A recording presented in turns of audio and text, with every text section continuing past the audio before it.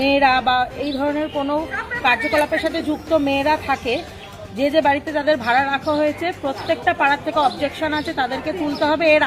কেউ যদি বাড়ির মেয়েদের এখানে রাখে রাত 2টোর সময় মদ্যপ অবস্থায়, তারা যদি নোংরা ড্রেস পরে বাড়িতে ঢোকে, তখন আমাদের পরিবেশটা নষ্ট হচ্ছে।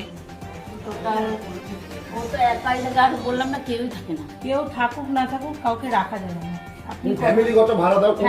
আপনি যত ইচ্ছা ফ্যামিলি ভাড়া দেন, কোনো অসুবিধা নেই। কোনো বারের কালচারের মেয়েদের এখানে ভাড়া রাখা যাবে না, পরিবেশ নষ্ট। এই প্রসঙ্গটা নিয়ে আপনি ভিডিও করেছেন দিদি, যে বারের মেয়েদেরকে কোনো বাড়িতে ভাড়া দেওয়া যাবে না। সেই প্রসঙ্গে নিয়ে আমার একটাই কথা, কেউ করে স্বভাবে, কেউ করে অভাবে। এরা করছে অভাবে।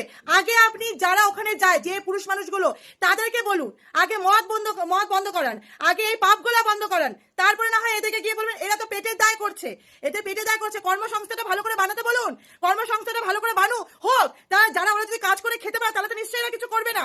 আর সব থেকে বড় কথা, যারা সোশ্যাল মিডিয়াতে উলঙ্গ হয়ে ভিডিও করছে, যারা সোশ্যাল মিডিয়াতে ন্যাংটো নাচ নাচছে, তাদেরকে কিছু বলেছেন? আজকে হঠাৎ করে উদয় হয়ে যে দেখলেন বিজেপি পরিবর্তন হয়ে গেছে, তখন আপনারা গিয়ে বাড়িতে গিয়ে এগুলো কথা বলছেন, সেটা তো শোভা যায় না। এতদিন কোথায় ছিলেন? মমতা আমরা তো একদিনও আপনাদেরকে দেখলাম না, একদিনও আপনাদেরকে দেখলাম না। আজকে হঠাৎ করে উদয় হলেন এই মেয়েগুলোকে বলতে গিয়ে। আর যারা আপনাদের ভদ্র বাড়িতে যারা থাকে, যে মেয়েগুলো, তারা রাত্রি 2টা-3টার সময় পাব থেকে আসে, ড্রিঙ্ক করে নেশায় মদ্যপ অবস্থায় রাস্তায় পড়ে যাচ্ছে, তাদেরকে আপনারা দেখেন না?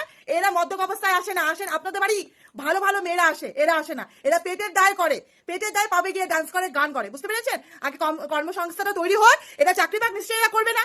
এখন মাতব্বরি দেখাতে এসছেন, এতদিন তো দেখাতে আসেননি।